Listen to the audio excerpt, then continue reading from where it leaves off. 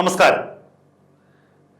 പിണറായി വിജയനെ വലിച്ചു കീറാൻ വീണ്ടും കെ.എം. ഷാജഹാൻ എത്തുകയാണ്.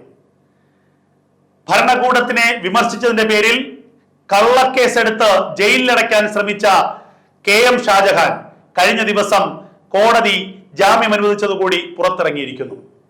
കെ.എം. ഷാജഹാൻ കഴിഞ്ഞ ദിവസം മാധ്യമങ്ങളോട് പറഞ്ഞൊരു കാര്യമുണ്ട്. എനിക്ക് പലതും കേരളത്തിന്റെ പൊതുസമൂഹത്തോട് വിളിച്ചു പറയാനുണ്ട്, പ്രത്യേകിച്ച് പിണറായി വിജയനെ കുറിച്ച്. ഞാൻ വലിയ താമസമില്ലാതെ ഞാൻ പിണറായി വിജയന്റെ പല കള്ളത്തരങ്ങളും ഞാൻ വിളിച്ചു പറയും, പിണറായി വിജയന്റെ മുഖം മൂടി ഞാൻ വലിച്ചു കീറും. ഇതായിരുന്നു കെ.എം. ഷാജഹാൻ കഴിഞ്ഞ ദിവസം പറഞ്ഞത്. കഴിഞ്ഞ ദിവസം കെ.എം. ഷാജഹാന് ജാമ്യം ലഭിച്ചത് കേരള പോലീസിന് ഒരു തിരിച്ചടി തന്നെയാണെന്ന കാര്യത്തിൽ ഒരു തർക്കവുമില്ല. കേരള പോലീസിന് മാത്രമല്ല, ഈ പോലീസിനെ നിയന്ത്രിക്കുന്ന ഷാജഹാനെ അറസ്റ്റ് ചെയ്യാൻ വേണ്ടി നിർദ്ദേശം നൽകിയ പിണറായി വിജയൻ അടക്കമുള്ള ഈ ഭരണകൂടത്തിനേറ്റ ഒരു തിരിച്ചടി തന്നെയാണ്. എറണാകുളത്തെ വനിതാ നേതാവ് നൽകിയ പരാതിയിൽ നിരവധി വകുപ്പുകൾ, IT ആക്ട് പ്രകാരമുള്ള ഏറ്റവും പ്രധാനപ്പെട്ട വകുപ്പുകൾക്കായിരുന്നു ഷാജഹാനെതിരെ കേസെടുത്തത്. ഷാജഹാൻ നിരന്തരമായി ഒരു പിണറായി വിമർശകനാണ്.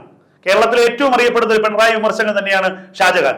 ആ ഷാജഹാനെ കിട്ടിയ അവസരത്തിൽ പൂട്ടുക എന്നുള്ളതായിരുന്നു ഈ സർക്കാരിന്റെ ലക്ഷ്യം.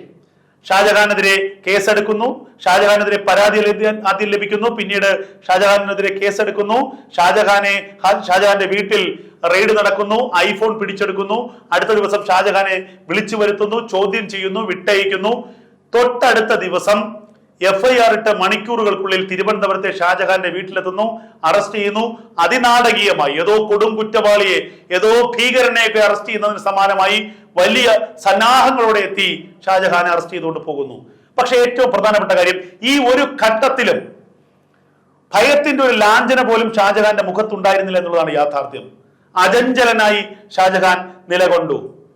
എന്തും ചെയ്യട്ടെ, ഒരു വക്കീലിനെ വെക്കാൻ പോലും ഷാജഹാൻ തയ്യാറായില്ല എന്നുള്ളതാണ് യാഥാർത്ഥ്യം. ഈ പോലീസ് തന്നെ എന്ത് ചെയ്യാൻ പറ്റുമെന്നുള്ളത് ചെയ്യട്ടെ, നീതിന്യായ വ്യവസ്ഥയിൽ തനിക്ക് വിശ്വാസമുണ്ട് എന്ന് ഷാജഹാൻ പറഞ്ഞു.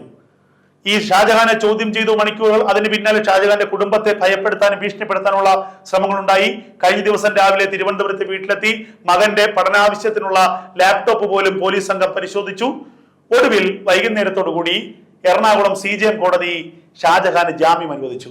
ജാമ്യം അനുവദിക്കുന്നതിനിടയിൽ കോടതി ഉന്നയിച്ച പ്രസക്തമായ ചില ചോദ്യങ്ങളുണ്ട്.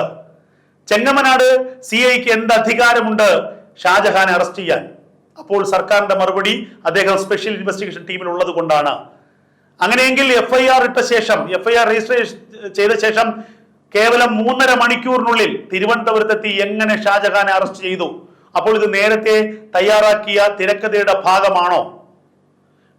ഈ ഫേസ്ബുക്ക് പോസ്റ്റ് താൻ വായിച്ചുവെന്ന് ജഡ്ജി വ്യക്തമാക്കുന്നു. അതിൽ ആരെങ്കിലും വ്യക്തിഹത്യ നടത്തുന്ന രീതിയിലോ ഏതെങ്കിലും അശ്ലീല പരാമർശമോ ഏതെങ്കിലും വ്യക്തിയെ തേജോധനം ചെയ്യുന്ന രീതിയിലോ ഒരു പരാമർശവും ഇല്ലല്ലോ. പിന്നെ എന്തിനാണ് ഈ IT ആക്ടിലെ ഇത്തരം വകുപ്പുകൾ ചുമത്തിയത്? ആ ചോദ്യത്തിനും ഉത്തരമില്ല. ഒടുവിൽ ഇത് കെട്ടിച്ചമച്ചൊരു കള്ളക്കഥയാണ് എന്ന് മനസ്സിലായതോടുകൂടിയാണ് കോടതി കെ.എം. ഷാജഹാന് ജാമ്യം അനുവദിച്ചത്. ഇനി സമാനമായ കുറ്റകൃത്യങ്ങളിൽ ഇടപെടരുത് എന്നുള്ളൊരു നിർദ്ദേശത്തോടു കൂടിയാണ് ഷാജഹാന് ജാമ്യം അനുവദിച്ചത്. എന്തായാലും മുറിവേറ്റ ഷാജഹാനെ പിണറായി ഭയക്കേണ്ടതുണ്ട്. ഷാജഹാൻ രണ്ടും കൽപ്പിച്ചാണ്. അധികം വൈകാതെ കേരളത്തിന്റെ പൊതുസമൂഹത്തോട് പിണറായിക്കെതിരെയുള്ള പലതും ഷാജഹാൻ വിളിച്ചു പറയും. ഷാജഹാൻ രണ്ടും കൽപ്പിച്ചു തന്നെയാണ്. ഒരു തരത്തിലും ഇനി അടങ്ങിയിരിക്കില്ല എന്ന് ഷാജഹാൻ വ്യക്തമാക്കിയിരിക്കുന്നു. പിണറായിയുടെ പോലീസിനെ ഇറക്കി ഷാജഹാനെ ഒതുക്കാമെന്നുള്ള ഒരു ലക്ഷ്യം കൂടി പാളിപ്പോയിരിക്കുന്നു എന്നുള്ളതാണ് ഏറ്റവും പ്രധാനപ്പെട്ട വിവരം.